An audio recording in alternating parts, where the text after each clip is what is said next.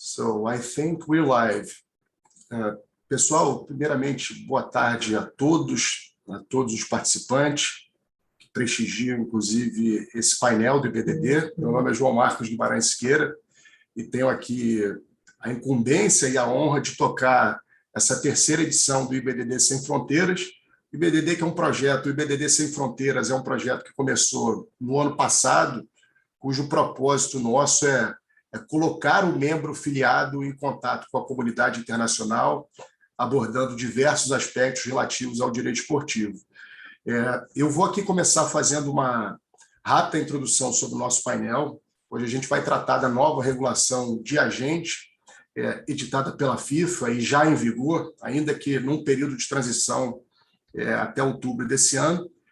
E a gente vai ter a oportunidade de conversar com 3 convidados. Eu acho que o primeiro deles, aí eu já vou fazer aqui, puxar a sardinha para o nosso país, iniciar aqui apresentando meu amigo, diretor do IBDD também, Leonardo Máximo. O Léo, ainda que dispense apresentações, mas eu vou aqui fazer uma rápida apresentação, até para não colocá-lo em desvantagem com os nossos demais convidados do currículo dele. O Léo é advogado especialista em direito de empresa, direito de contratos e direito esportivo, mestre em marketing pela Global Business School and Finance de Londres, sócio fundador e diretor da Movement Football Management, árbitro no Centro Brasileiro de Mediação e Arbitragem, coordenador do MBA em Negócios do Esporte e Direito Esportivo da Faculdade CEDIM, além de ser vice-presidente da Comissão de Direito Esportivo da OAB de Minas Gerais.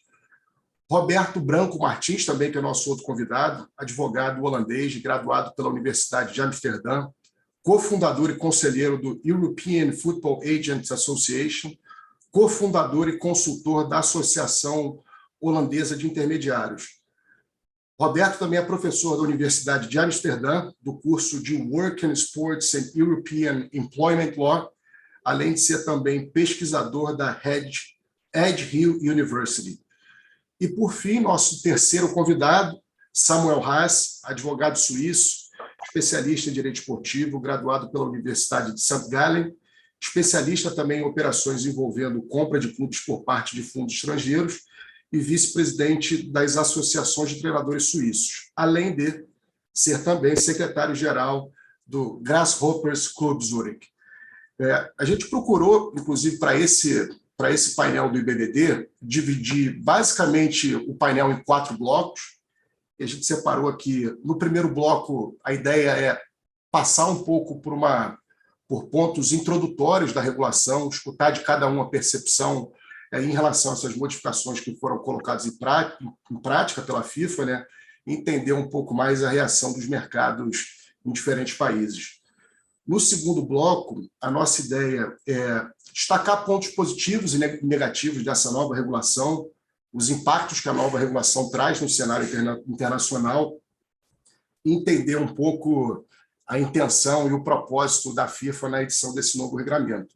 O terceiro ponto, a ideia é passar também por pontos controvertidos das novas disposições da FIFA, assim como o cap de comissões, a dupla representação por parte de agentes, a exigência de certificação. Essa é a nossa ideia, de fato, no terceiro bloco. E aí, caminhando para o último bloco, a gente vai para as considerações finais para ouvir um pouquinho cada um em relação ao painel e para que cada um possa também dar a sua saudação. Então, eu vou começar aqui saudando os nossos convidados. E aí, Léo, por uma questão de educação, eu vou primeiro me dirigir aos nossos convidados de fora, começando pelo Roberto. Roberto, I would like initially to thank you for accepting Leo's invitation. Leo was the one that got us in connection and invited you for a panel. Just introduce yourself for our members of the IBDD that are just joining us. And our intention today is just to learn a little bit more with you and to get from you your thoughts about this new regulations, possible impacts. So thank you for sharing our panel. Thanks for coming. Thank you very much. And yeah, from my side, I'm very grateful, very happy. I know that you can't see it, especially not online like this, but I've been around for years, And I'm very happy to be here with Ibdd, because back in the days, I would have to say, I was very close with Luis Roberto, who was, I think, the first president and creator of Ibdd. And yeah, I enjoyed what you have done for all those years, and yeah, so really very pleased and honored with your invitation. So thank you very much for that. Thanks, Roberto. And Samuel, just moving to you, I would like you to, again, thank you also for accepting my invitation. Samuel is one of the most relevant lawyers in Europe, as also, Roberto, and he has been dealing with this, this agents' interests and also clubs. And also Samuel is one of the partners of a close friend that I have in Europe, which is Dr. Marco Del Fabro. So Samuel, thanks for accepting our invitation. I know that you were rushing around Europe today. You're not in Switzerland, you were in Italy. So I can easily see all the effort that you put into this panel, and also your intention to be with us and share experiences with us. Thanks for coming. Well, thank you very much. Really an honor for me also to be in this panel. Obviously brought together by the president of the board of one of my companies, Dr. Marco Del Fabro. And obviously also in this context of agent regulations, I have two hearts beating in my chest, one on our advisory business where we help agents throughout Europe, but on the other hand side, in my position as a general secretary of Grasshopper, obviously I will focus on the club point of view in this panel to add most possible value to this fantastic round of experts, and I'm glad to join you. Thank you, Samuel, and to you, Leo. Again, thanks for also accepting my invitation. And I easily say that in a panel with this level, no one is a superhero. So if we want to do or to make some kind of a teamwork, it's important to have some friends with us, and also, and you were a very good important piece of this panel. So because you made the connection with Roberto, and I could invite Samuel, and we are all here together. As I said in the beginning, so just talking to you about you to the Brazilian community, it's a kind of a waste of time. We all know your, let's say, your talent, your professionalism. So again, thanks for coming and also for accepting my invitation. Thank you, João. Hi, everyone. Oi, pessoal do Brasil. Hi, everyone else who's watching us. It's a great joy and a great honor to be here. Don't thank me. It's okay. We are all friends here. And I'm looking forward to really having this great chat about, such an important aspect of our lives. So it's a pleasure to be here with you guys. Thank you, João, for the invitation. Thank you, Leo. So in this first block, as I said to you, what is my intention is to pass by is to pass by the introduction points about this new regulation, and also to listen a little bit from you, your thoughts about the changes that we had.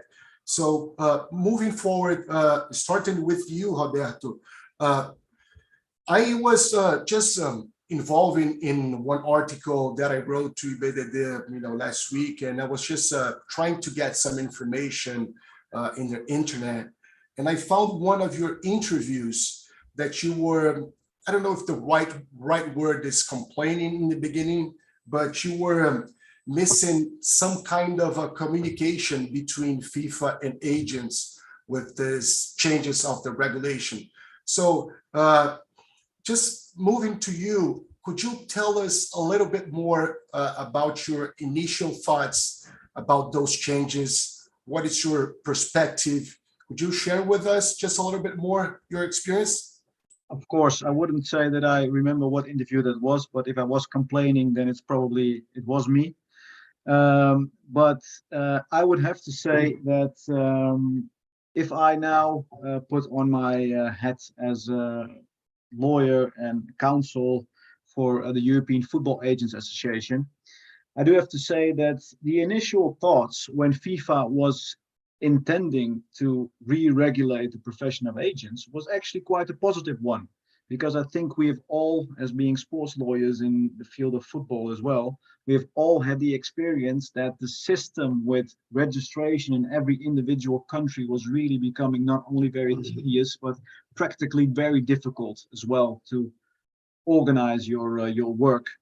And we also had some, well, difficult experiences with agents not being checked or analyzed anymore just before they would enter the profession of being an agent. So of course there was a necessity to create some more professionalism and bring in some ethics in the profession. So when FIFA first informed the football world at large that they were going to re-regulate the profession of agents, we were quite happy with it. And also, in all honesty, we were also quite happy with the fact that we had the impression at the beginning that FIFA was going to really involve agents.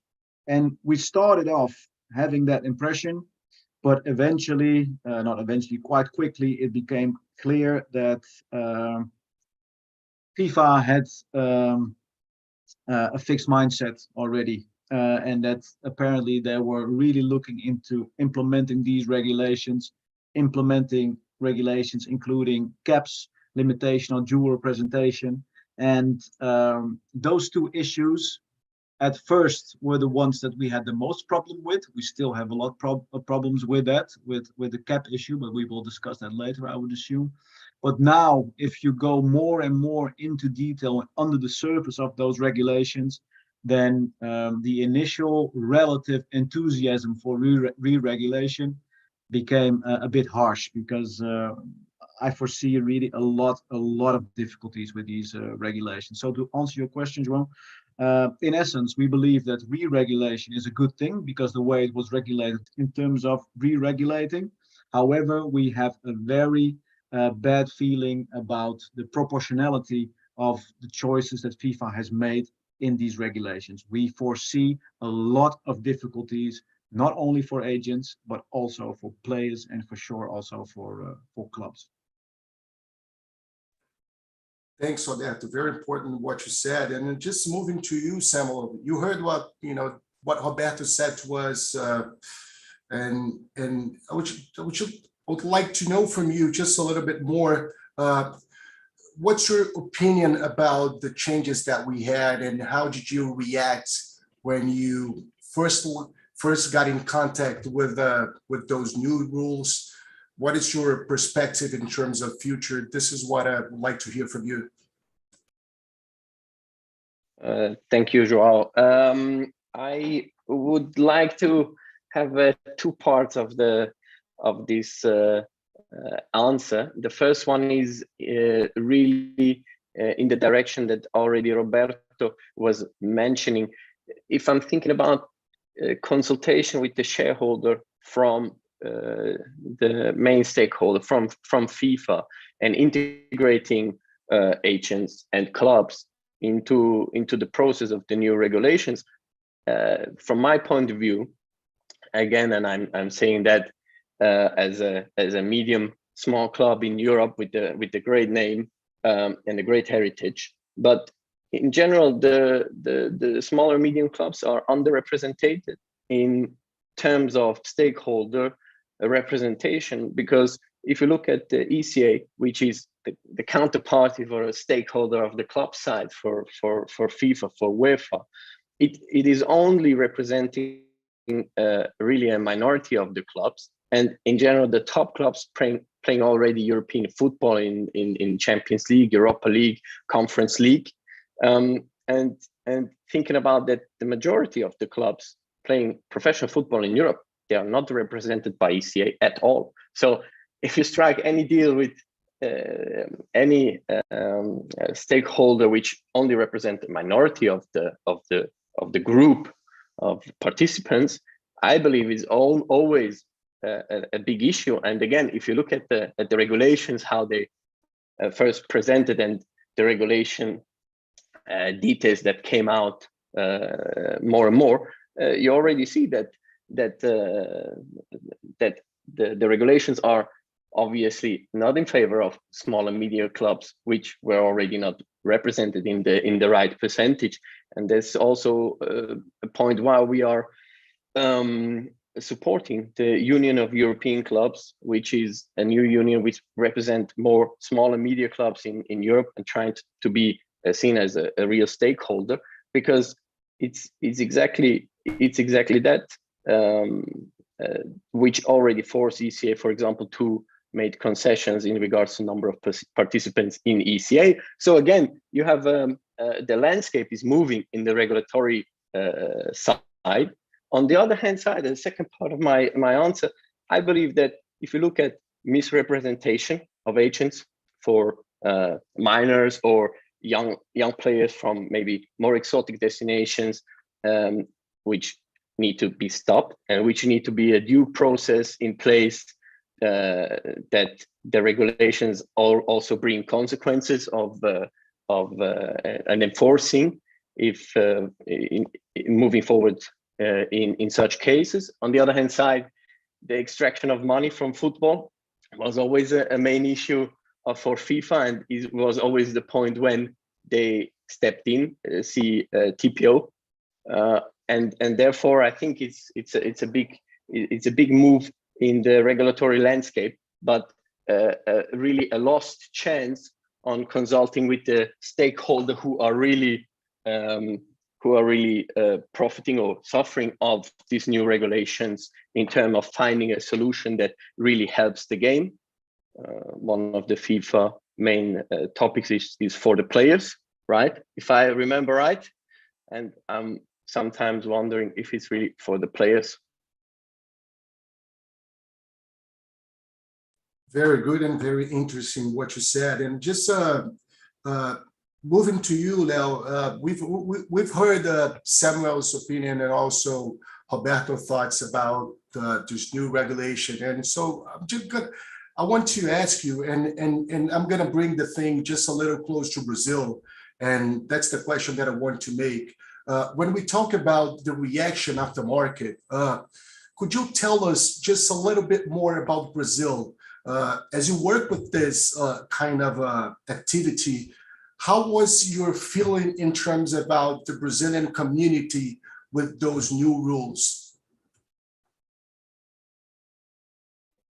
Yeah, the community is definitely really stressed, very worried.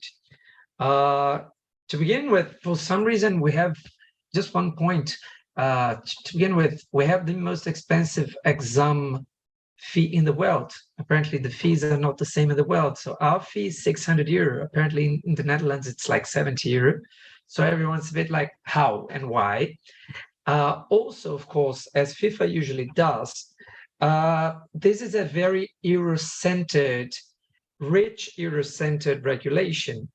And of course, it not at all took into consideration countries like Brazil or countries in Africa and less privileged country, which again makes everyone here really worried, really stressed. Also here, I guess in most places, we don't have the national regulations yet, because CBF has a deadline until the end of September to issue the new regulations. So I suppose that until these regulations come into force, and anyway, they will probably kind of repeat the terms of the international FIFA regulations. Everyone's kind of at a halt, you know, waiting to exhale, waiting to see whatever it is that's going to come by. Then again, it comes as no surprise. For instance, for the work groups, many of the work groups that were carried out over the last few years, there was very little dialogue with the community of intermediaries. And in some of the meetings, there was literally no Brazilian agent present. I remember that in 2018 or 2019, there was like this one very big meeting that FIFA held It was FIFA with UEFA, with everyone else. And there were a few agents actually. And it's funny enough that there wasn't even a single Brazilian agent there present, even though we are the most relevant exporter of players in the world. So the only Brazilian person present there was Rafaela, who was back then Mino Raiola's lawyer. So it's quite interesting that FIFA is willingly, purposefully ignoring the country in the world that exports the largest number of players. So in general, what I would say is that we feel that there is little to none dialogue, which is horrible, of course. And again, that these regulations were issued with very little regard for anything other than the very rich core of Europe. Not all of Europe even, but the very rich core like the Big Five or the Big Seven leagues, which is incredibly worrying for us. So I feel that the constant effort for regulation is commendable. It must be made. And I feel that there are some amazing aspects to these regulations, such as continuous development. We're going to talk about that in detail, but there are so many admirable and commendable aspects. But as a whole, it was a regulation, as usual, that was not at all made, built, constructed, having in mind a global landscape, but rather a very Euro-centered one. Good. This is one important thing, as you mentioned, about the cost of the exam, and it's quite interesting to bring this discussion. And also, what you said about the number of Brazilians in the meetings FIFA that were provided by FIFA.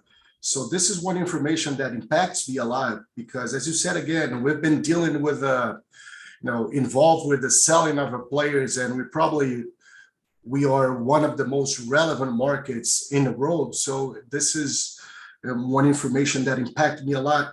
And I'm just going to hold a little bit here, and just in about a minute, just to summarize what we're discussing in this first panel. Nesse primeiro painel, pessoal, na verdade a ideia era colher de todos os participantes a ideia deles em relação a essas novas regulações. Eu comecei aqui com o Roberto falando até de uma entrevista que eu li dele, inclusive na internet, em que ele basicamente se queixava de uma falta de contato da FIFA com a comunidade de agentes, eu digo, nesse processo de maturação dessa regulação. Ele destacou também que, no princípio, ele teve uma reação inicial positiva, na medida em que essa discussão poderia ser vamos dizer assim, um campo de envolvimento de novos agentes, enfim, não só da comunidade jurídica, mas como da comunidade de intermediários do mundo. E parece que não foi exatamente esse o processo que aconteceu.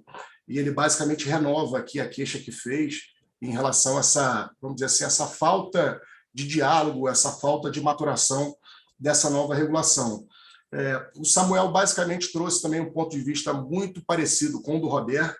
Eu faria aqui só um acréscimo que o Samuel traz. Ele diz que, na verdade, a regulação, ela, vamos dizer assim, ela não é muito atrativa e favorável a clubes menores, né?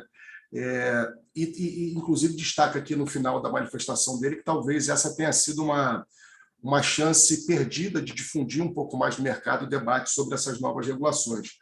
O Léo, por sua vez, traz um detalhe interessante que eu fiz questão de destacar ao final da manifestação dele, que é o custo do exame. O exame, na verdade, ele tem um preço que talvez não seja um preço muito compatível para a realidade brasileira, ao contrário da realidade vivida no exterior. Léo traz um outro dado também, que é talvez ali eu não diria uma ansiedade, mas uma expectativa dele nessa nova regulação que virá por parte da CBF, e até para poder, de fato, aferir se essa regulação ela vem muito na carona dessas novas regulações da FIFA, ou se vai ter ali algum novo ponto ou algum outro detalhe que demande um cuidado maior.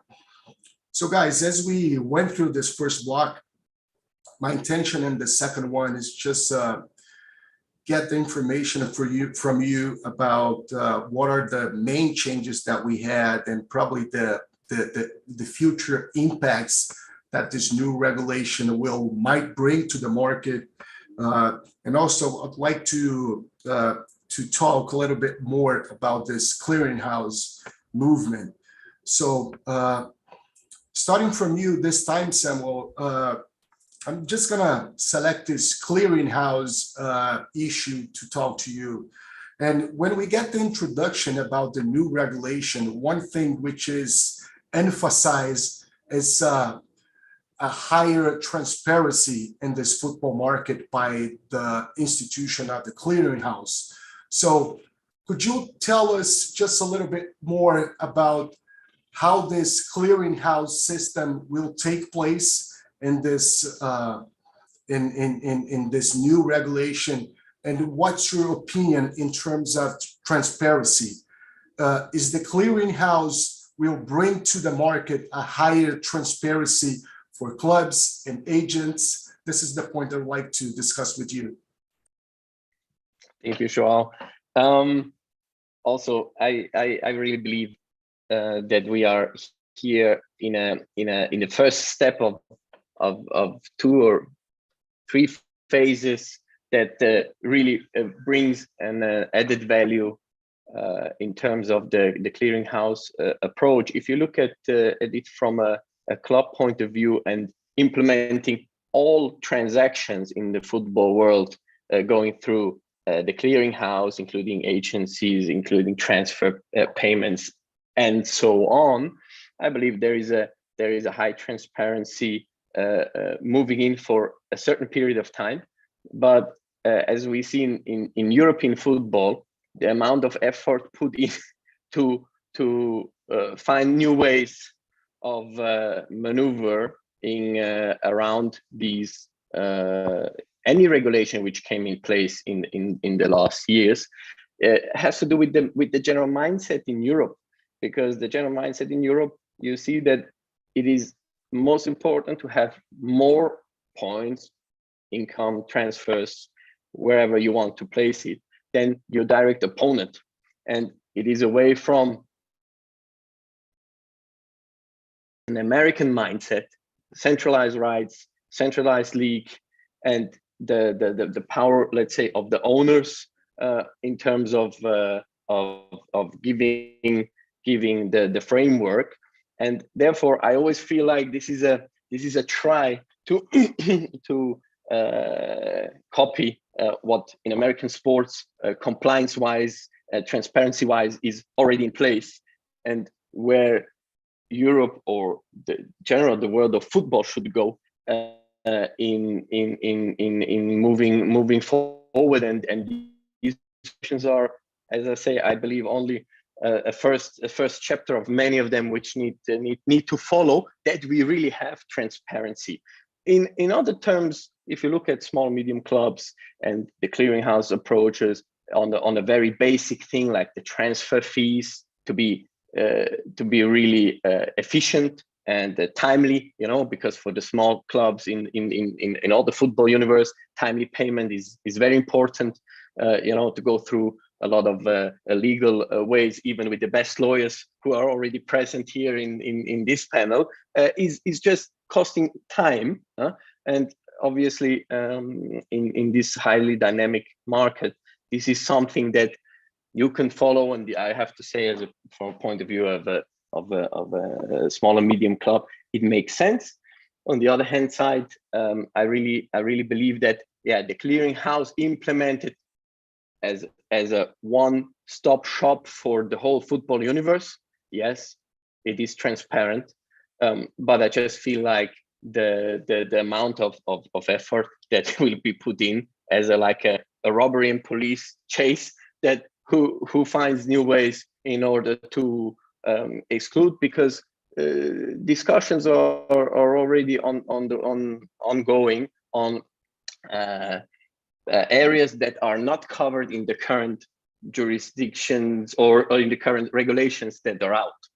So you already feel is not that the market perceives it as finally this is regulated, and FIFA takes a main step as the only party which can regulate these payments and timely payments for all the participants. It is already beyond that and thinking about, okay, this is their approach. How is it possible to find the gray areas, loopholes, etc., which I believe it's a shame. Perfect. Very good point. And just holding to you a little bit more, Samuel, because you mentioned one thing that from my point of view is very important. And as you mentioned, I'm going to ask you, just joining the opportunity, when we talk about the changes that we have, at least from my side, the main controversy is based on cap and commission. And I was just, I was going through some other sports to understand a little bit more this movement. And I saw that if you get, for example, agents in sports in America, in NBA, and also in NFL, it does exist, the cap and commission. So bringing this, is this a very compatible reality? Or we're talking about that football is totally different than American sports, and this is something that we could say, oh, it's not going to work in football because we have our particularities. So this is one thing that I'd like to add to you and listen just a little bit more. Thanks a lot for this follow-up question. Looking at US sports, it is mixed. You say correctly, there are two sports which have caps. There are other sports they don't have caps, and you see it immediately when you look at all the highest income agencies in the world. You see where there is no cap and where there is a cap. Obviously, the market is always right. So if the club is willing to pay a high agency fee, there has to be usually an economic reason behind it, even though the economic for the football club is to have the best available player on the field. Obviously, looking at the US sports, I believe that it is connected to what I said before, that if you want to copy the system, for example, of the NFL, or when you look at the NBA, the whole system of how is built the youth academies, how it's built the system of the depth charts of these let's say sports entertainment companies. I wouldn't say is a club. It's totally different, the approach, and therefore also I believe that if you want to implement anything in and copy it from America, I believe that you also have to have the rest of the system in place, instead of just taking one piece of their regulation and think it's better over there. And I believe that is with anything, because I remember also on the NHL contract back in the day, there was a famous Russian player who was signed on an extreme long contract because of the newly implemented cap limits in the NHL, in the National Hockey League. And I remember that the league was able to terminate this contract and get the club and the player to renew on a different basis, which is not circumventing the regulations that they just implemented. And this is a little bit also what I said before. I believe that the mindset of having more than the next one, instead of sharing what is there, because the market is huge, I believe that this idea is not gonna end in a success for the majority. It will only end in the success of the minority, a few ones that can come out on the top of this. Very good. And now to you, Leo, I would like to know a little bit more about impacts. You've been dealing with this activity of agents, and just what I'm talking about right now is looking to the future. What are, in your point of view, what are the impacts that the market will suffer by this new regulation, by this cap limit and everything, all those changes that we had? I would like to hear from you just a little bit more about your opinion. Right. You see, apparently all of these changes are being made so as to grant a fairer, more reasonable, better environment for the work. Listen, if if we stop thinking of rich agents for a while and think of the big majority of agents who are not rich people. So for instance, there's some data that an average remuneration for an agent in France is 1,800 euro per month. That's really far from being a rich professional. So again, we are working on this thing that's very common to mankind, which is taking an extreme example and being very neurotic about it and treating that extreme example as the rule. So we think that all football players are rich. We think every agent is Mino Raiola. No one is making 43 million pounds anymore with that transaction. Only he did with that very one transaction, which apparently was one of the reasons all of this is happening. So what will happen basically is that if you win 10, if you're a normal average working with B series agent in Brazil, for instance, if you win 10% of something, it's okay, you can make a living. If you win 3%, you won't be able to make a living. So what this will do is that what we call small and medium agents will either disappear or have to be sold to the bigger ones. So if FIFA is saying that it's working on the commission cap in order to make a better, more equitable, fairer, more, a better working environment, this is completely and entirely not true. What you're going to make is making the rich agents stronger, and they are going to monopolize the market. So it's crazy because I remember, I don't know if it's still on FIFA's website, but there used to be a part on FIFA's website where it said that FIFA was against the law of the jungle that was in place for the agents market. This was written on FIFA's website. I don't know if it's still there. I don't know. So well, to begin with, the law of the jungle was the law of the jungle based on the regulations that FIFA itself made to begin with. But also, and this is going to be a jungle because, my company will keep existing. We're big, but we know of so many people who will leave this market. So in a way, isn't FIFA actually very directly contributing to a monopolization of the market, making it great for the big ones and making it really hard for the normal people, for the regular agent? So this is one of my biggest criticisms, because I don't think a monopolized market is good for anyone, ever. Also, as Samuel said, the market is wise. The market self-regulates. We're talking about Europe, especially. FIFA is based in Switzerland, a country where free market is highly valued. Actually, if you think of Articles 101 and 102 of the Treaty of Functioning of the European Union, some of the most important articles of the whole treaty, they're basically about the right of competition, the right of free initiative, and all of that. So I absolutely see no reason, no reasonable reason, no good reason for one to try and regulate a market that is self-regulated. And the commissions, they usually are around something between 7 and 10%. They're not absurd at all. So that absurd commission that Mino Raiola made in that one transaction is not at all the rule of the market. And we have to stop neuroticizing out that one deal and actually look at reality. And reality is so many people will leave the market, and you will have 5-6 agents in each country ruling the whole market.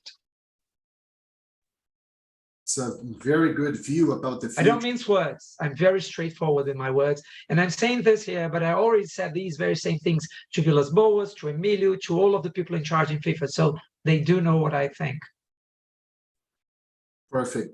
And to you, Roberto, you've heard about what Samuel and also about what Leo just mentioned in terms of future. And I would like to explore with you some positive and negative points about this new regulation. So would you have, in terms of putting what is good and what is bad in a balance, what is your view in terms of good things that were made by this new regulation and bad things? And if you have something to add about what Leo and Samuel just mentioned, just go ahead. Yeah, first let me tell you and already compliment you with the immense level of this discussion. I rarely come across people that, in my opinion, and I've been looking at these regulations quite a lot, really know how to pinpoint the issues in a good way. And Leo, I think, yeah, you also pointed out quite clearly, it was a French report, indeed, stating out the average salaries of income of agents. And that was something that everyone tends to forget, because I think 1,800 a month is like 24,000 a year. If I'm correct, that was my idea I had in my head. But people think about agents as multi-millionaires with every single transaction, which is not the case. I would just like to point out, João, if you allow, the impact on players. We've seen here the impact on agents, we hear the impact on clubs, but now on players. This regulation, and I like the objectives. I like the objectives of the regulation. I like what they intend to regulate. That's what I really like, and I would applaud and welcome. However, the way it has been implemented, I'm sorry to have to say, the more I look at the regulations, the more problems I see. So every enthusiasm is left, unfortunately. But the objectives are very good. In terms of players, these regulations include incentives for agents, and I literally hear agents say, oh, so it's better if I don't represent players anymore, because it creates incentives for not representing players. You are not allowed to work in a dual representation anymore, except for the engaging club and the player. In that sphere of activity, the maximum fee that you could get as a commission over the salary of the player is 6%, 3% of the player and 3% of the club. You will only get 3% of the players, so you have to go and beg the club already to get another 3%. I know no other activity or industry where I have to go and beg if the club will be willing to pay 3% for me. So they're making a fool out of an agent, someone who has most probably is running a serious business. The far majority just paying their taxes and employing people, but now they have to beg for their money. So that's one thing that's also a little bit hurting when I see my clients also pointing this out. But if you work for the releasing club, you're allowed to get 10% fee with a cap over the transfer fee that the club is receiving. So the incentive for the agent, if he wants to make money and keep his business running, is moving from the player protection towards being a broker in a deal that a club is selling a player. So every intention in that whole system of rules really is against the actual objectives of FIFA, that they want to protect players. So there's a big gap in there, and that's really frustrating. In terms of what Samuel also mentioned, and I think it's a very good point, clubs are faced with a cap. But the cap of 3% for a club like Paris Saint-Germain that wants to hire an 18-year-old or a 17-year-old, is a total different ballgame. But maybe a club that does not have the funds of Paris Saint-Germain could stretch itself a little bit, to get that player in and make more money in a future sale. But now they will lose because the cap is 3%, so they can't pay more than that. So that's also very bad for the players' development, because it will be player number 50 at Chelsea instead of being player number 9 in maybe Grasshopper Zurich, So that is also a potential impact of the market. Some other, do I still have the possibility to just point out some other issues as well? Yeah, go ahead. Because I think you will touch upon that later, the cap, the dual representation issue, I think those are the most in your face kind of issues. But there are so many issues that really create problems. The actual examination, you're talking about Brazil, the biggest export of football talent in the world. The examination is in French, English, and Spanish. Can you explain that to me? Can you explain to me that people that have been working in the industry for many, many years have been doing business and hiring lawyers? A big agent will sit at the table, will negotiate the essential elements of the contract. If you're going to write down the actual contract, who are you going to call? Samuel, João, Leonardo, or me, Because we are lawyers, that's our job. Yeah. So it's not an argument to say, yeah, you need to understand English perfectly, because if you want to work internationally, you need to understand English. That's not the case, come on, that's not realistic.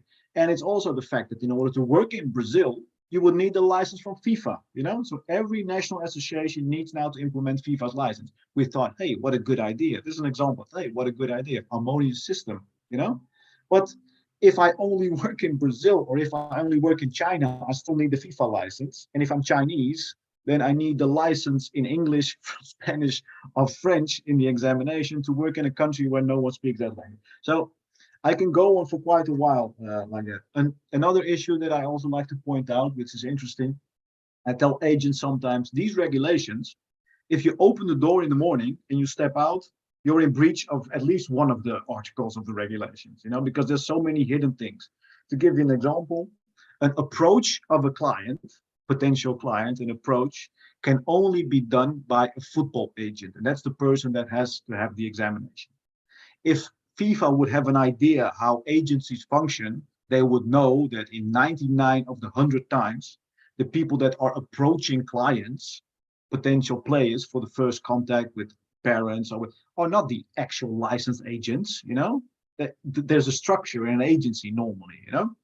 Having said that, if you would play someone that does not have a license, and this, trust me, this is going to be fun. If you have someone without a license approaching a player, and someone with a license sees that, then on the basis of these regulations, they should immediately report any breach of these regulations to FIFA. So if I know that someone approaches a player who does not have a license but works with an agency where there's a football agent and that's my competitor in the market, I give FIFA, my national association, a ring and they get a fine. So if we talk about the jungle, you know, we haven't seen things happening yet. And I can go on for quite a lot of times, but in essence, what I want to say in terms of negative aspects, first, I was focusing only on dual rep examination and not the examination as such, but what I mentioned, the languages, the fact that people already working 8 years in the industry, having employees now need to do this examination again, where the passing rate of the mock exam was 20% failure, 20% success, you know. So this is really very tricky. But those issues, what I see as the most negative is that between the lines and under the surface, this whole puzzle of regulations leads to a lot of frustrations in the market, a lot of frustrations. And I think that I agree with what Samuel says. If you make regulations, but eventually you'd find out that the whole market is screaming that this can lead to some frustrations. And in all honesty, some clubs think, oh, let these regulations come because at least I have a cap, you know. Then in my opinion, you should just reconsider, because you're not helping yourself, you're helping the market. That's what's the role of a governing body. So I think that, yeah, that for me is the most negative aspect, actually. Sorry if I've taken a bit too long. Oh, perfect. Very, very good information. And I'll try to summarize what you guys just said. Então, nesse segundo bloco, na verdade, a nossa intenção era tratar de pontos positivos, negativos, falar um pouquinho sobre a Câmara de Compensação, que é a Clearing House, né? E nesse ponto, o Samuel entendeu que tanto a Clearing House como a própria nova regulação, ela, de fato, traz uma maior transparência. E eu cheguei, inclusive, a fazer um paralelo com outros esportes a ele, se por acaso esse teto de comissões, se isso havia sido importado do próprio modelo americano, do futebol, do basquete. E ele diz que, de fato, ratifica essa circunstância de que no modelo americano, nos esportes americanos, em geral, há esse cap de comissões, mas deve haver sempre uma razão econômica, inclusive. E o que ele prega aqui é que, na verdade, a FIFA teria trazido esse, vamos dizer assim, o modelo de cap em relação a comissões do esporte americano, mas ele vê algum ponto de inflexão, alguma dificuldade de aplicação dessa, vamos dizer assim, dessa dinâmica no futebol. Ele acha que o futebol é um pouco diferente dos esportes nos Estados Unidos. O Léo trouxe bons pontos aqui, inclusive, um deles que foi muito significativo, a reflexão que ele prega em relação a se parar de pensar nos agentes ricos, né, bem-sucedidos, porque, em termos de perspectiva futura, o que o Léo bem pondera é que pode ser uma tendência, isso para o futuro, é que haja, vamos dizer assim, um desaparecimento desses agentes intermediários menores, né? Ele acha que, na verdade, esse novo modelo ele contribui para uma espécie de monopólio do mercado por parte dos grandes, e essa, inclusive, a opinião do Léo foi endossada também pelo Roberto, e o Roberto ratificou o que o Léo havia dito lá no princípio do painel em relação ao custo do exame, e talvez embora o Roberto também tenha gostado do objetivo dessa nova regulação do exame, mas ele vê a questão da língua também como uma verdadeira contradição, que isso, na verdade, restringiria a atuação de agentes. Bom, eu acho que a gente pode citar, inclusive, o caso do Brasil, na medida em que, para que o agente obtenha a certificação, ele minimamente vai precisar ter conhecimento de outras outras línguas, né? E se é possível dizer também vamos dizer assim, numa balança em que foram colocados todos esses pontos, o Roberto ele vê, na verdade, um prejuízo maior aos atletas com essa nova regulação e endossa aqui aqui para concluir, que a regulação ela trouxe muito mais frustrações do que alegrias nesse processo, né? Foi basicamente esse o ponto de vista dele. And Roberto, I can see that while I'm just speaking, you've been following what I'm saying in Portuguese. I didn't tell this to our public, but we were speaking in Portuguese in the beginning, so I assumed that you were, I would say, fluent in Portuguese. But I'll leave to you at the end to say something for our guests in Portuguese. But thanks for your explanation. And guys, I'm just moving to the third block. And what is my intention? And I'm going to start with you right now, Leo. In this third block, my intention is to go through some critical aspects. And to you, Leo, I'm going to start with you with this dual representation. So nowadays we have some kind of a limitation in this new regulation in terms of dual representation. So I'd like to know from you, what was your view in the past about dual representation and how this dual representation is mentioned by FIFA? What do you think about this? Is this gonna help the market, or was something that, as Roberto said, that probably agents will need to beg for clients, for clubs to pay their commission? So I'd like to hear a little bit from you in this specific point about dual representation by the agents. Great. So as we all know, nowadays you can actually have triple representation as far as it's completely transparent and everyone agrees with it. I return to my point about freedom of economic initiative and freedom of competition and all of that, in the sense that if all three parts are in agreement that triple representation is possible, why not? We're talking about perfectly capable parties who can decide whatever they want to do as long as it's transparent. So again, I see no point in the prohibition because the current state of things already demands that everyone be aware. Of course, if it was possible to have triple representation without anyone knowing, then that could be shady and that could be harmful. But as long as, especially if we're talking about minors, okay, maybe with a player who is underage, we can think about that. But mostly with players who are of age, who are not minors anymore, there's no reason for that, in the sense that everyone is capable. We're talking about clubs, grown-ups, players, grown-ups as well. As long as everyone's in agreement, I don't see any reason to prohibit that from happening. It's, humans are like water. Whenever water finds an obstacle, water finds a way to circumvent it.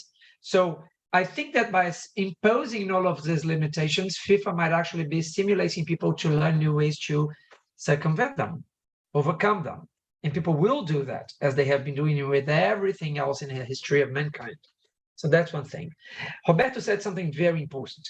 If you're making a lot more money by representing a selling club than a player, because if you're an agent, you are there every day. You take this player to get his passport done. Whenever his car breaks down, it's you who fixes it. Whenever he has a fight with his wife, it's you who fixes it. So if you're making only 3% on that, but if you're making 10% represented in selling club, no one's going to work as an agent anymore. Everyone's going to want to be a broker for the selling of the player. It makes no sense. So that again, if you prohibit this, triple, you can have a dual representation, as we know, as long as you're representing the player and the buying, the engaging club. But if you can't have that sort of gain, why would you be a player's agent? Why would you go through all of that with a player? And if you guys are agents, and if any agents watching us, they know what I'm talking about. People call you at 3 a.m. because they were drunk and they were stopped by a police officer. So it's a whole lot of work. It's an amount of work. So why are you going to do that if you can just represent the selling club and make it 10%? Again, you're working against a sense of practice, a sense of how things are going to work in practice. Speaking of practical terms, this is really funny. It says that in the exam, you're not allowed to take your phone but you need to have an internet connection. So you should take a router. Who has an internet router? I haven't seen one since 2004. In Japan, they're quite common, actually. I was in Japan recently, and you don't buy a SIM card, a local SIM card, you do buy a router. That's amazing, because you can share with your friends. Other than that, I haven't seen a router in 20 years.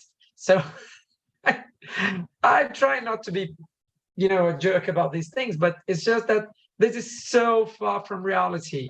And again, I admire so many of the things. Clearinghouse is something that I like in the sense of transparency. Is something that, on the other hand, worries me deeply, because FIFA itself says that it's really understaffed. Everyone in FIFA worries and complains about being understaffed. How are you going to take on such a massive administrative burden? Of course, you're going to outsource it. To whom? We've been under scandals of corruption over the last 100 years in FIFA. How is this choice going to be made? Is it going to be a bank? Who is going to be chosen to do all of this work and make a huge amount of money doing the clearinghouse work? Is this process going to be transparent? Because the whole process about the agents wasn't. And to this point, I've asked directly to both Emilio and Villas-Boas, how did you pick the number 3%? Where did it come from? Can you show me a calculation, an Excel plan, a spreadsheet? Oh, no, it was lots of work. Yes, I know it was. So could you please show me? No, we did a lot of studying. I know. Can you show me a report? And I'm not being a jerk when I ask this, and I'm not being ironical. I'm really being honest. How did you come up with the 3% number? No one can answer me other than we did a lot of studying. Where is that studying? Are these reports? Are they statistics? So these things, even the things that please me, such as the clearinghouse, they worry me, because in practice, I don't know how it's going to be. Also, as far as clearinghouse is concerned, I'm really worried about the tax implications of that. Because it is a thing. If an Argentinian club pays me a commission because we're in the Mercosur, so we have all of these tax breaks and all of that. So they have to pay the money to an institution in Switzerland, and Switzerland is going to send me this money. Isn't it going to increase a lot my tax burden? How's that going to happen? No one knows. So again, commission cap is my biggest fear, of course. But followed very closely by dual and triple representation and by the clearinghouse. I do love the idea of an exam, even though it's an open book exam. So you can actually consult all the materials when you're taking the exam. I like the idea of the professional continuous development. I find it lovely, really. And I really love the fact that there is going to be a central entity for dispute resolution. That is fantastic, because nowadays it's really a mess. But other than that, so many of these aspects seem to me very undoable in practice. And again, in a way, FIFA seems to be begging for its system to be again circumvented. Very good, Leo. And I'm going to even join this topic that you mentioned in terms of percentages, okay? Because this is one doubt that I have, and I'll try to explore this point with Roberto. So, Roberto, Leo said about the different percentage that we have in the market by this new regulation, and this difference between the percentage that will be granted by the agent, which is working by the releasing entity, and the difference of in terms of percentage of commission of an agent that is working for a player. So what Leo mentioned is that it's just much more, and this is it's a kind of evidence that I can see, which is much more in terms of financial. It's quite better for you to work for the releasing entity than working for a player, for example.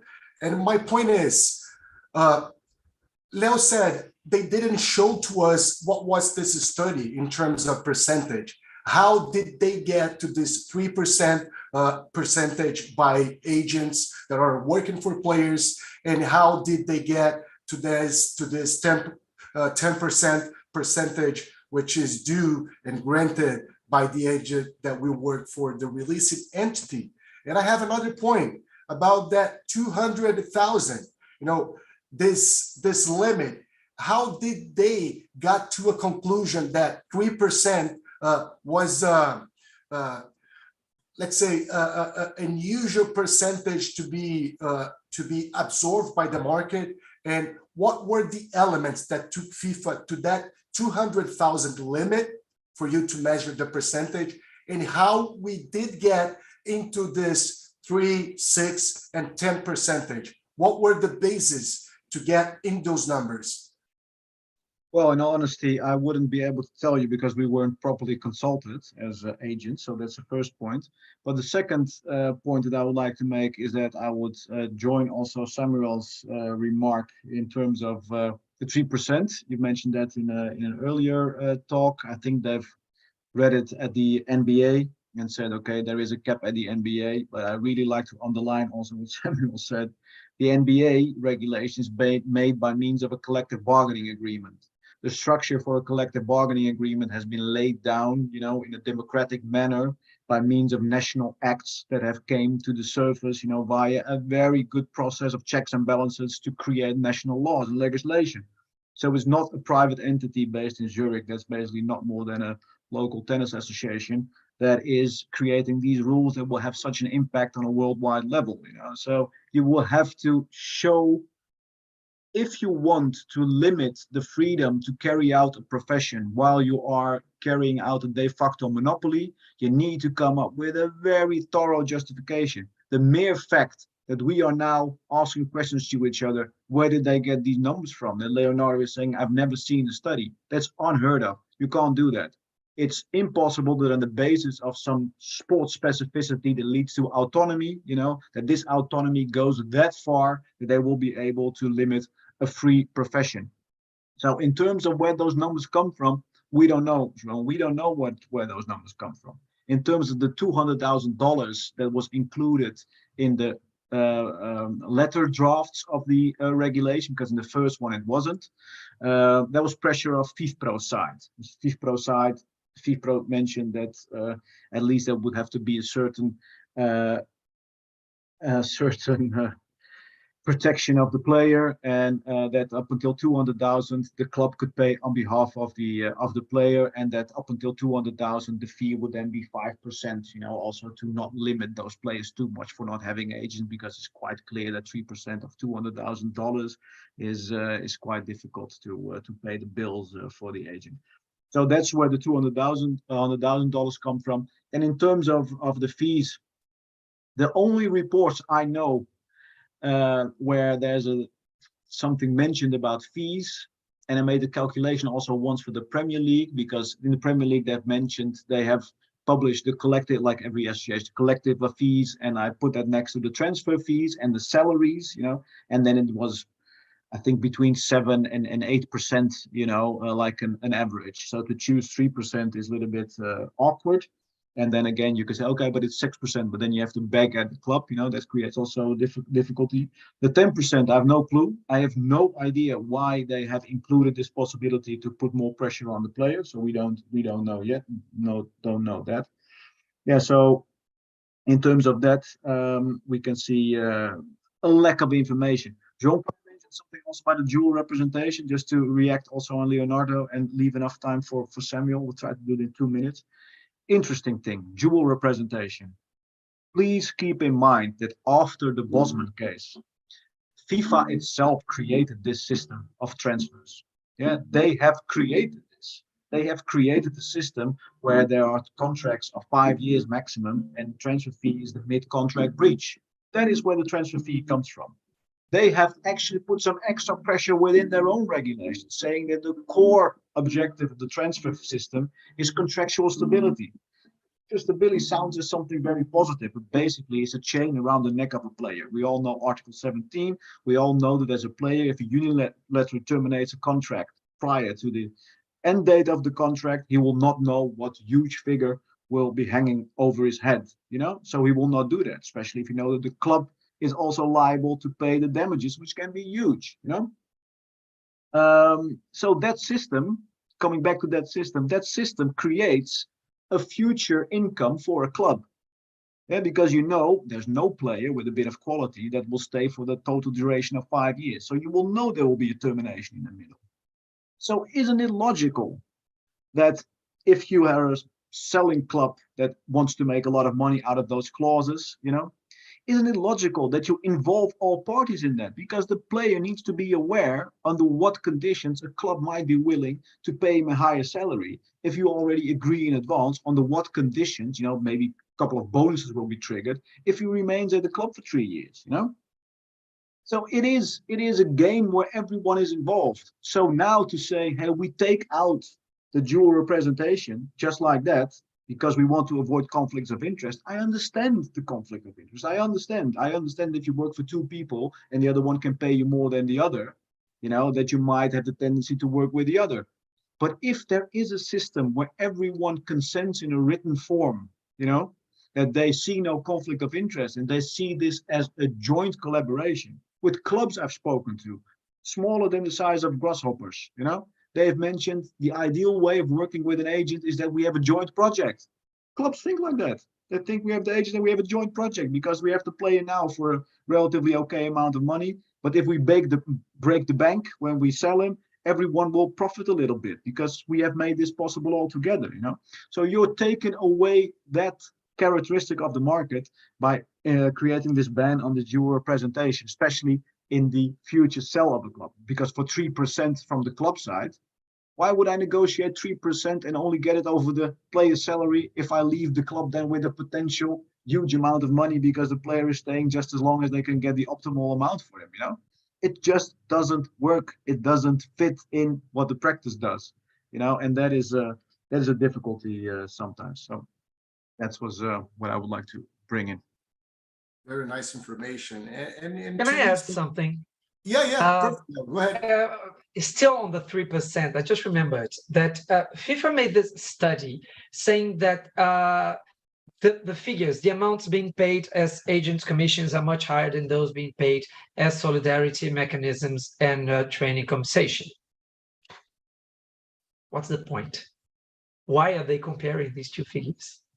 It's like you're comparing oranges and bananas. You have to compare, you know, oranges and oranges or bananas and bananas. It's actually comparing oranges to horses. Now, if the clubs are not making enough money on solidarity and training compensation, maybe FIFA should rethink that system and make it easier for clubs to receive their due amounts of solidarity and training compensation. But it has nothing to do with it. These are completely different deals. So I don't see the point of saying, oh, the amounts being destined to agents are the amounts that are not being destined to mechanisms of solidarity and training compensations. It doesn't make any sense at all. So then make your system better so that the clubs will receive, you know, earn more money in terms of solidarity and training. But it absolutely has no connection. It makes no sense. Very important what you said, Leo, and it makes sense in my mind, everything that you said, and I agree with you that we are just putting different things in the same table and we are having the same view about different things. So you are totally right in what you said. And I'm just gonna join Samuel right now. And Samuel, the point that I'd like to bring to you, it's about the exam, okay? Which is something new that was brought in a new regulation. And when I mentioned the exam, I wanna go through with you possible legal challenges. I've spoke with your partner, Marco Del Fabro, and Dr. Del Fabro said to me, João, just looking to the future, I see, we will probably might see in the future some legal challenges against the cap rule. But about the examination, we've been discussing this point in Europe, but I don't think that is gonna have some kind of legal action by the different institutions to challenge specifically the obligation of the exam. So you are from Switzerland, I would like to hear from you. Is there any kind of a legal movement to challenge even the exam obligation and also this cap fee limit? First of all, João, thank you again for having me the word. On the other hand side, I had to laugh when Roberto said that the agent has to beg for commission. I honestly like that. If that happens in the future from a club perspective, because usually we are in a very unpleasant position to reduce any commission demands from an agent if it really is a player that that fits our project and fits our coach's idea, our football philosophy. But on the other hand side, maybe to add something from before, I totally agree with you, Leo, that the mechanism, or again the timeline of receiving due training development and any kind of participation, even contractually agreed, and solidarity on those, to make that money move faster in the system, I think it would be the ultimate step. And I also believe that it is the ultimate idea of the clearing house in terms of money distribution in a fast pace, to have it circulating within the system, which doesn't mean that the agents are not part of the system, because there was a very nice sentence from Roberto in terms of joint project that maybe a small or medium club has together with the agent in terms of the development of a talent, which we always agree.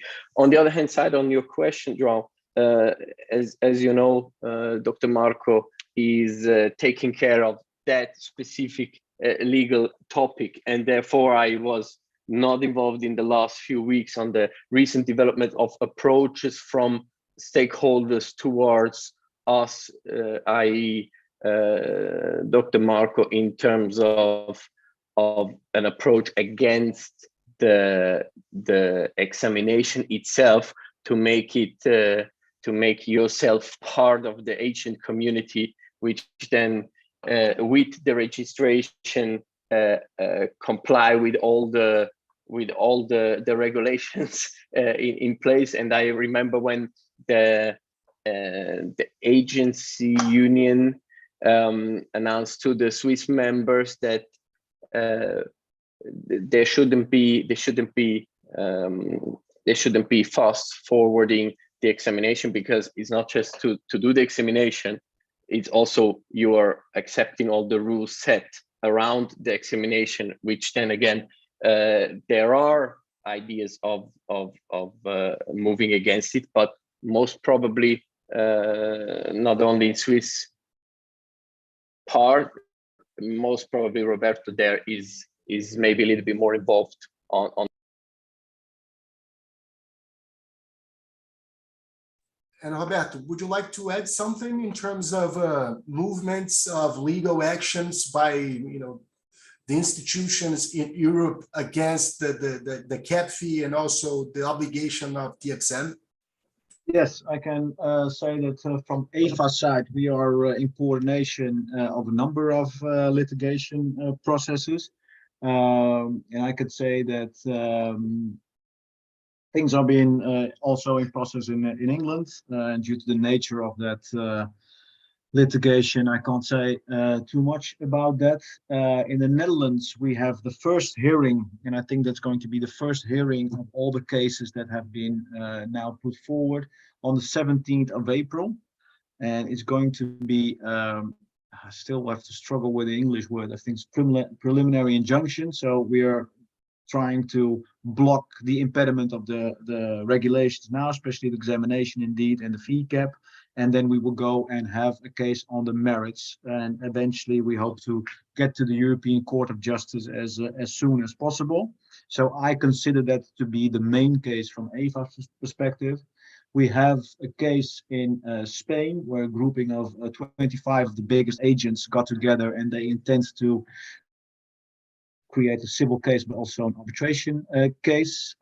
Eventually, the Spanish Agent Association backed up that action. We have a case in Belgium, if I'm correct, for a civil court. We have the case in Switzerland that Samuel was better aware of. We have a very interesting, in the Czech Republic, we see a case towards the anti-competition authorities. In Germany, there's a case against the anti-competition authorities, the watchdog. And last but not least, there is a case of an association called PROFA, that is an agent association internationally, and that is a case before the Court of Arbitration for Sport, but that one is an agreement with FIFA in the sense that the two organizations got together, and basically FIFA was also pushing that organization to start a case before the Court of Arbitration for Sport. And we're a little bit, well, we're expecting that FIFA would use that argument for all the other court cases by saying, hey, there's litigation somewhere else, so why don't we go there?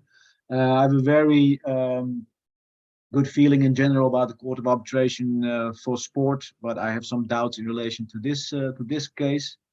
In terms of effectiveness, in terms of geographical scope, to say the least, and also in terms of focusing primarily on association regulations and the framework of international sports, where I believe that this case should more focus on competition law and the position of a sports governing body and the limitations of its autonomy in that sense.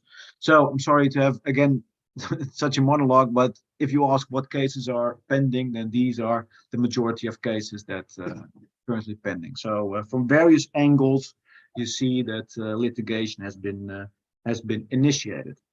It's going to be a long, hot summer. Yes, definitely it will. And I'm going to rush with this little summary translation, and then we go to the final considerations of all of you guys. So just one minute so we can go through in Portuguese. Então, pessoal, nesse outro bloco, na verdade, a ideia era falar um pouco mais de forma específica sobre cada mudança, e aí eu deixei à vontade para cada um destacar o seu ponto. O Léo falando um pouco sobre essa dupla representação, o Léo, inclusive, é favorável, por que não, a tripla representação, desde que feita com transparência. O Léo ratificou que ele acha até que a regulação faz algum sentido em relação aos menores, né? Mas que ela acaba causando aí um ponto de distorção ao fixar percentuais diferentes para o intermediário que trabalha em favor do clube vendedor, clube comprador.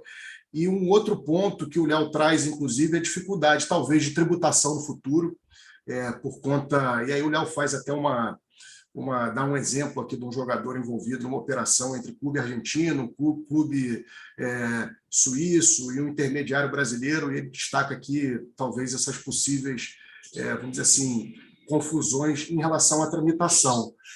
Um outro ponto que o Léo bem coloca é que um dos argumentos elencados pela FIFA, inclusive, para poder fazer estabelecer o cap de comissão, era justamente a circunstância de que na verdade, os valores pagos a título de comissionamento, eles se sobrepunham, inclusive, à receita dos clubes em relação a mecanismo de solidariedade, training compensation, mas o Léo propõe, sustenta que são duas coisas diferentes. Ele, de fato, discorda um pouco desse argumento da FIFA quanto a essa regulamentação vir como uma reação possível a esses valores, vamos dizer assim, exorbitantes que vinham sendo objeto de negociação e vinham sendo pagos a intermediários, né?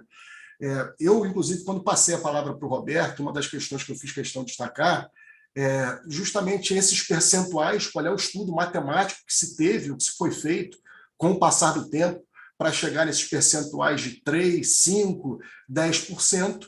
E uma outra dúvida que eu tive também é de que forma, qual é o estudo que levou a FIFA a estabelecer esse teto de 200 mil para fins de cálculo de um percentual de 3% ou de 5%. Eu achei curioso que o Roberto ele menciona, inclusive, aqui em inglês, o tal lack of information, né, que é a falta de informações, a falta de debate. E, em relação a Samuel, minha ideia era saber um pouco dele, possíveis movimentos legais contra essa nova regulação que tem ocorrido tanto na Suíça quanto na Europa. E o próprio Samuel destaca que o sócio dele, o Dr. Marco Del Fabro, vem trabalhando na análise de possíveis movimentos judiciais contra essas novas disposições. E aí, logo em seguida, também o Roberto acrescentou e deu para a gente um panorama de ações judiciais em curso, espalhadas pelo mundo. Parece que na Holanda, agora no dia 17 de abril, haverá uma audiência de um dos casos, de uma das ações judiciais também movida, em que se questiona esses diversos pontos novos trazidos nessa nova regulação de intermediários. Eu vou aqui agora, então, só abrir para eles para umas considerações finais, a gente já está quase que estourando aqui o nosso tempo, fazer um agradecimento a cada um deles em nome do IBDD e deixar para que os nossos convidados façam as suas últimas considerações. So guys, we're just moving to the last block, and in this last block, I will leave for you guys just an open space for you to present your final considerations. But I'm in name of Ibdd, I would like to just initializing to you, Leo, as you are just a little bit close to me, we are in the same country. I would like to again thank you for you to believe in this new project that we have in Ibdd. Thanks for making the connection with Roberto, and thanks for also showing up, and you with your perfect British accent. I think we learned a lot of things, not even in terms of football and sports law, but also it was a pleasure for me to listen from you speak in English, and it was a great pleasure. So thanks again for accepting my invitation and also for joining us in this panel. You're just too kind. Many, many thanks. It was an honor to be here with you guys and to have been invited to the event. Roberto and Samuel, I've learned so much from you today. Thank you so much for sharing. Yeah, well, we are here now. And the situation in which we are is clearly the result of lack of dialogue and lack of sense of a reality that is not in Switzerland or in Germany or in France or in the UK. So it's always time to amend these regulations and to establish this dialogue, which should have been established. Otherwise, we're just going to keep seeing all of these circumventions to the regulations, or even worse, we're just going to create a market that is highly monopolized, which again is not good for anyone. So the regulating effort is always welcome. And as I said many times, many of the aspects are highly commendable. I'm very glad that now there is an entity for central dispute resolution and all of that. But some of these aspects are extremely harmful to a market that is established and that has its own rules. So we need to rethink this as fast as possible. That's my main my main thought on all of that. Again, thanks for the opportunity, and I hope to see you next time. Thank you, Leo. And Samuel, to you, we all of us, we saw the hard work that you made to join us today. You were traveling. We had to change the date. Initially, we were scheduled to make this meeting on the April the 4th, but we had to change for the April the 5th. And I know that you've been traveling around Switzerland, Italy, and now you are in Italy, but you kindly attend our meeting with all the difficulty that you had in this day. So again, and also not thanking you, but I will also thank Dr. Marco Del Fabro for contacting you, and I'll leave to you for your final words. You're all, Leo, Roberto, it was a real pleasure to be in this panel. Thanks again for having me. I think the topic is too important to not make this extra mile. We always speak about this with our clients, if it's internally or externally, but I believe that also it is on us to show up afterwards. I think we are leaders, at least opinion leaders in our universe within the sports industry, and I believe it's a too important topic to not show up and to not make this extra effort. Bottom line is that really it is a highly qualified panel that you put together, Joao, and of course I speak for Dr. Marco Del Fabro and myself. We always support this initiative in any topic that you would like to discuss and have us on. But again, coming back to the agent regulation and the implications, I think, as I said before, I think it was really a missed opportunity with a push which was meant very good and should have thought way through to the end to make this chance of regulating this industry, which is part of the value chain in football.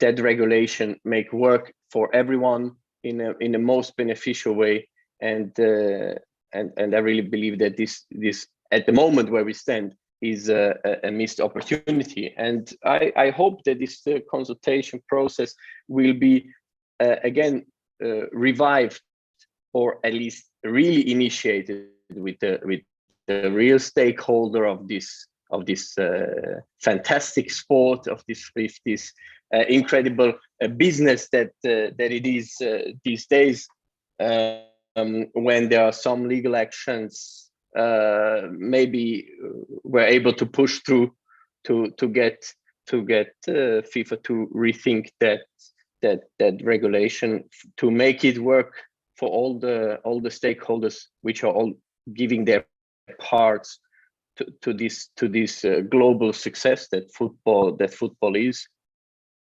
Thanks again. Very good. Thank you again. And to you, Roberto, I'd like to mention again, as I said in the beginning, also we didn't get in touch in the past, but Leo kindly made this connection to you. And I'm sure that today, in this afternoon here in Brazil, this evening in Holland, in Europe, but was a moment to learn and understand a lot of things and understand how the market is reacting regarding those new rules that we have. So again, thanks for coming, and I'll leave to you for your final words. Yes, I will. I just want to reiterate what just was mentioned here and what I said before. Compliments for the high level of this talk. I do have to say, I talk about these regulations so many times, and it's really very nice to feel, that you're speaking in a panel with people that also understand what's under the surface of these regulations and not only focus out. It's good for the sport, and we don't have to pay agents that much.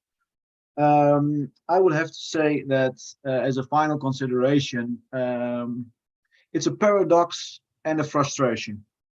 And I'm terribly sorry for myself that the frustration has been a motivation also the last couple of weeks, because this needs to change. And the paradox is that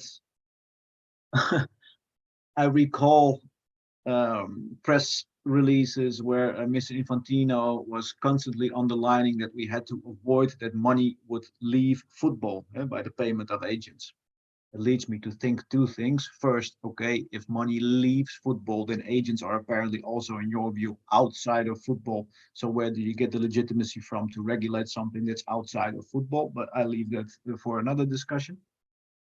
But the paradox is that money is now leaving football and going to lawyers, not to agents, not to players, not to clubs, but to lawyers. And I don't know, my dear colleague lawyers, if you are aware of the fees of, for example, lawyers in the Magic Circle in London. I think that in terms of solidarity, many clubs in maybe Eastern Europe and upcoming markets would have been very happy to keep that money into football. And why is it a paradox? Because at the end of the day, I'm convinced that FIFA will not be able to implement the rules that they intend to implement now. And we will be forced back at the negotiation table. And then they will realize, hopefully, that proper consultation is the sole way forward. Because if you want to change something that rigorously, the way FIFA wants to do that, that impacts research and change of a market that is a consultancy market outside of football, you really need to have a very good, legitimate source of justifications. You need to have your arguments. And as these arguments are not there, I don't think that they will be able to maintain this level of regulation that they intend. So if you go all the way back, maybe we will end up in 2 years' time, after all the court cases have passed, exactly at the point where we were in 2018. So then we've lost 6 or 7 years. We have spent millions and millions on court cases, and only because one organization was too stubborn to listen to other organizations. And that's a loss. There's a frustration. So in the end, that frustration apparently is the motivation to something good that will certainly be waiting ahead of us. You know, I'm positive in the end, but it's not that easy.